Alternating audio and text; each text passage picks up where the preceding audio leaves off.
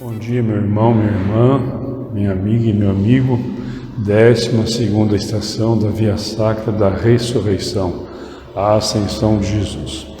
Escolhi nesta capela do batismo do Santuário de Nossa Senhora da Paz para conversar, rezar e meditar com você diante do ícone mais famoso, o ícone da Santíssima Trindade, de Andrei Rublev. Vocês percebem que as três pessoas são muito parecidas, mas não são iguais. As cores das roupas são diferentes. Quem tem a sua humanidade mais exposta é o anjo do meio, essa cor mais aqui, maravilha, não sei. Todos têm a cor azul, que é a cor da divindade, um só Deus. E o Espírito Santo tem a mão mais próxima da mesa, que abençoa. A roupa dele é um verde água, né? É a leveza do Espírito. Estão ao redor da mesa, o cordeiro sobre a mesa. Tem um lugar na mesa de alguém que chega que é você convidado, sobretudo os mais pobres, os mais excluídos. É um quadro inspirado no capítulo 18 de Gênesis. Seria interessante hoje você ler esse capítulo, Gênesis 18. A visita que Deus faz a Abraão, a visita em três personagens forasteiros, os três estão com bastão na mão, cajado, na metade do dia, e vão anunciar para Abraão que ele vai ter um filho. E Abraão tem esse pedido que nós fazemos hoje também, está escrito aqui: meu Senhor, se encontrei graça diante dos teus olhos, não passes junto de teu servo sem te deteres. Então é aqui diante desse ícone maravilhoso que nós meditamos a ascensão do Senhor, a entrada de Jesus, a sua saída e a sua entrada no mistério definitivo do Pai. Em nome do Pai, e do Filho e do Espírito Santo. Amém. A graça do Senhor Jesus esteja conosco nesta terça-feira do dia 20 de abril. Meus irmãos e minhas irmãs, a alegria da Páscoa permaneça conosco. Iluminados por Cristo, somos novas criaturas, nascido da cruz, somos um povo santo e também nascido da ressurreição. Oremos. Ó Pai, pela ressurreição do seu Filho, confirmai nossa fé, a nossa esperança na vida mais forte do que a morte. Fazei que não nos deixemos vencer pela tristeza e pelo medo, mas colaboremos na construção de um mundo novo, dom do vosso amor e do vosso Filho Jesus Cristo, nosso Senhor. Amém. Leitura do Evangelho de São Lucas, capítulo 24, dos versos 49 até 52. Agora eu lhes enviarei aquele que meu Pai prometeu.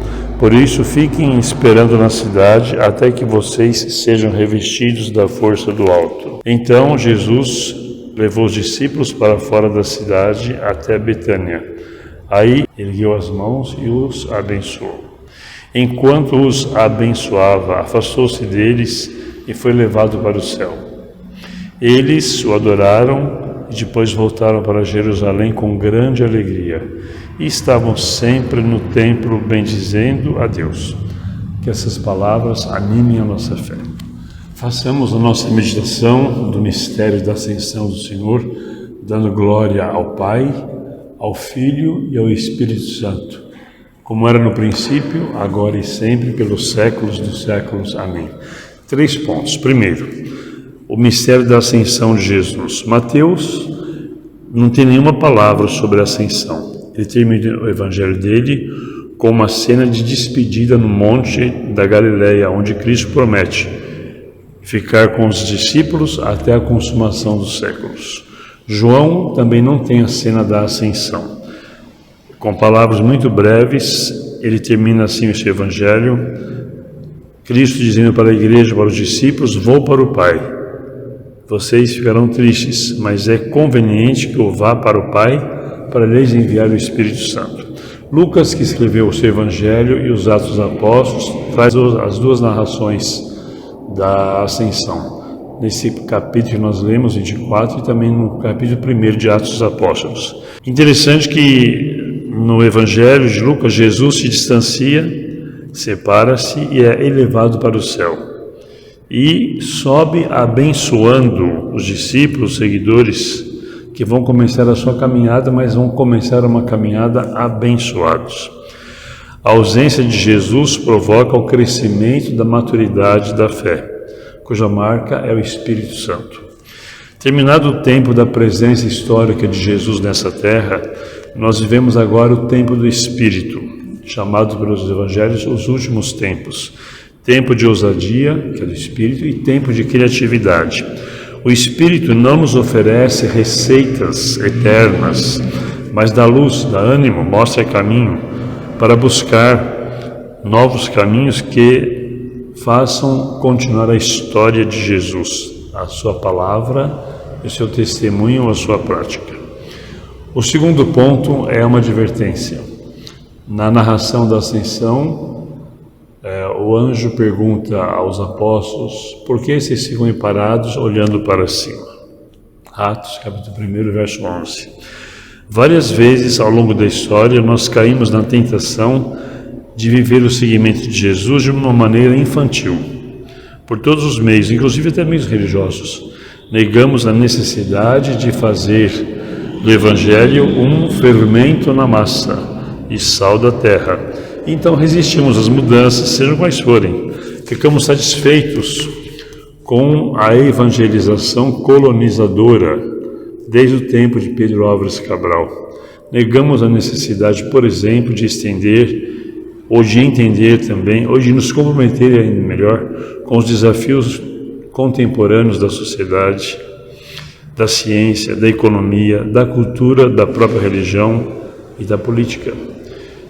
Persistem há séculos a má vontade, os interesses privativos dos condomínios fechados do coração, das mãos e da mente. Persiste uma certa preguiça intelectual e o medo de aceitar o Jesus histórico dos evangelhos. Então se manipula a palavra de Deus, colocam-se rótulos de pessoas hereges, comunistas, inimigas da igreja, todas as pessoas que se metem nos processos históricos, porque insistem em ficar olhando para o alto. É mais gostoso, é menos comprometedor e mais, entre aspas, santo, religioso ficar com os olhos revirados para o alto do que enxergar o que está a um palmo do nariz da gente. Depois de séculos de evangelização, continuamos evangelizados, colonizados. Inventamos tantas coisas. Eu fico perguntando algumas devoções, não vou citar agora aqui, mas poderia até citar algumas devoções que são aí muito propagadas, que tornam as pessoas quase que um auditório de entretenimento religioso, que buscam aí milagres só para si. Nós vamos privatizando a fé como um entretenimento gozoso para a alma que tenta enganar os desejos da carne. Ainda continuamos, depois de tantos séculos, separando, espírito e carne. Criamos a religião do medo, criamos a religião do juízo, dos segredinhos de Deus, ou da ira de Deus. E se ficamos cansados, com dor no pescoço, de tanto olhar para cima, o máximo que nós permitimos a nós mesmos, pela preguiça religiosa, é olharmos para o próprio umbigo. E assim vivemos felizes, consciência tranquilizada pelos nossos próprios autoconsolos. Missão? Que missão? Mundo? Que mundo? Justiça? Isso é uma coisa do Evangelho. Participação na construção de outro mundo possível? Para quê? Máscaras, distanciamento social, pastorais, comunidades, CNBB, fé e transformação social ou fé e política, reivindicações, movimentos populares. Ora, me poupe, eu sou cristão, católico, apostólico e romano. Espero o Messias, pode ser o Messias com letra maiúscula ou minúscula, você está entendendo o que eu estou falando. Espero o Messias, ele fará por mim, porque afinal Deus está no comando e Maria passa na frente. Caros amigos e irmãos, eu termino com um trechinho aqui do Caminho Aberto por Jesus, esse livro do Pagola que comenta o Evangelho de São Lucas, E vou terminar com aquilo que a gente ouve até nos semáforos, né? É interessante, eu acho interessante. Você dá uma moedinha para a pessoa, quando você não tem medo dela, porque a gente vive fechado, ela fala assim, Deus abençoe. O Deus abençoe está muito comum a gente ouvir hoje, e é bonito até.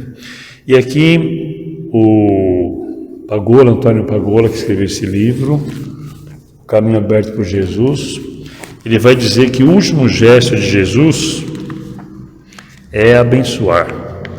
Jesus era realista, diz Antônio Pagola. Sabia que não podia transformar de um dia para o outro aquela sociedade onde via tanta gente sofrendo. Ele não tem poder político, Jesus, nem religioso, para provocar mudança revolucionária, mas tem sua palavra, seu gesto, sua fé imensa no Deus daqueles que sofrem.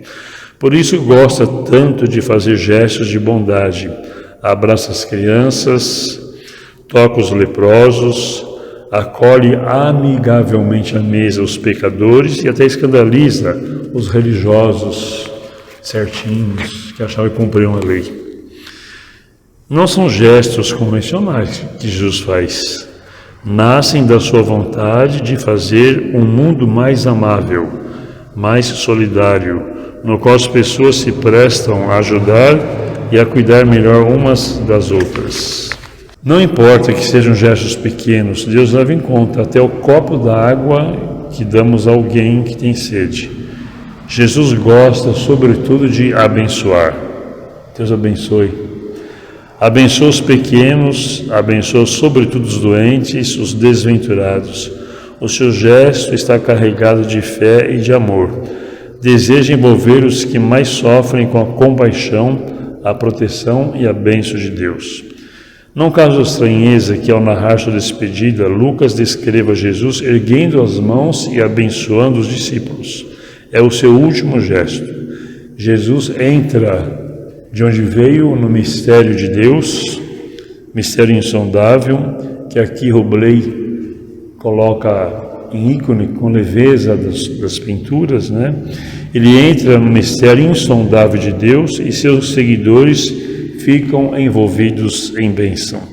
Uma igreja fiel a Jesus está chamada a surpreender a sociedade com gestos públicos de bondade, rompendo esquemas e distanciando-se de estratégias, estilos de atuação e linguagens agressivas, que nada tem a ver com Jesus, o profeta que abençoava as pessoas com gestos e palavras de bondade.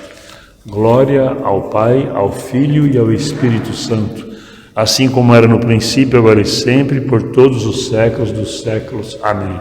Bom dia, até amanhã, se Deus quiser.